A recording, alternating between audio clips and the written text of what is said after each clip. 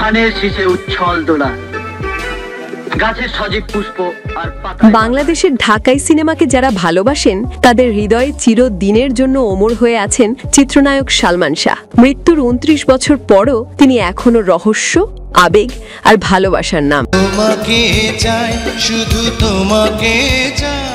আর এবার তার ব্যক্তিগত জীবন, বিশেষ করে শাবনূরকে কেন্দ্র করে অশান্ত সংসার, এমনই এক বিস্ফোরক মন্তব্য করলেন তারই ছবির নায়িকা লিমা।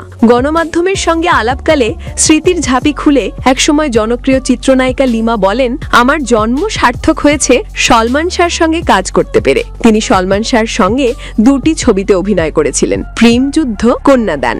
সেই সময়কার স্মৃতি মনে করে তিনি বলেন, সলমানকে তিনি কখনোই বড় সেলিব্রিটি বলে মনে করেননি। অত্যন্ত সাধারণ, ভীষণ সরল, একেবারে সাদামাটা মন, এমনই মানুষ ছিলেন সালমান শাহ। ১৯৯৬ সালে ৬ সেপ্টেম্বর সালমান শাহ মারা যান। এই মৃত্যু দেশ জুড়ে সৃষ্টি করে না থামা কান্না আর অভূতপূর্ব শোক। লিমা জানান, তিনি তো কখনো ভাবেননি সালমানের এত ভক্ত আছে, কিন্তু পরদিন পত্রিকায় পড়ে স্তব্ধ হয়ে যান। কারো হিসেবে ১৮ জন, কারো হিসেবে ২৮ জন মেয়ে সালমানের মৃত্যু শোক সইতে না পেরে মারা গেছেন। এমন ভালোবাসা, এমন ভক্তি, তিনি তখনই বুঝতে পারেন সালমান শুধু নায়ক নন, তিনি ছিলেন একজন ম্যাজিক।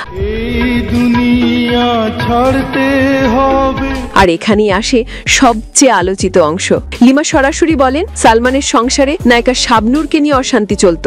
ভাবতেই অবাক লাগে, সেই সময় শুটিং ফ্লোর থেকে শুরু করে ব্যক্তিগত জীবন, সালমান শাবনূরের জুটি পর্দায় যতটা জনপ্রিয় ছিল, বাস্তবে ততটাই নাকি তৈরি হয়েছিল অশান্তির ঝড়। তবে একটি বিষয় পরিষ্কারভাবে বলেছিলেন লিমা, সালমানের স্ত্রী সামিরা তার সঙ্গে খুব ভালো আচরণ করতেন, বন্ধুর মতো পাশে থাকতেন শুটিং এর সময়। মৃত্যুর ২৯ বছর পরও উত্তর মেলেনি কিভাবে মারা গেলেন সালমান শাহ। লিমা আজও সেই প্রশ্নে ব্যথিত।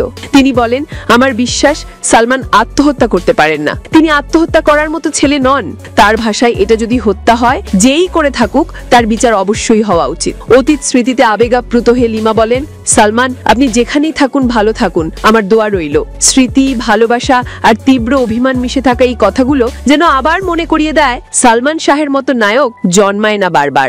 আপনারা সালমান শাহের মৃত্যুর রহস্য সম্পর্কে কি মনে করেন? লিমার এই মন্তব্যগুলো আপনার কাছে কতটা সত্যি মনে হয়? কমেন্টে আপনার মতামত জানাতে ভুলবেন না।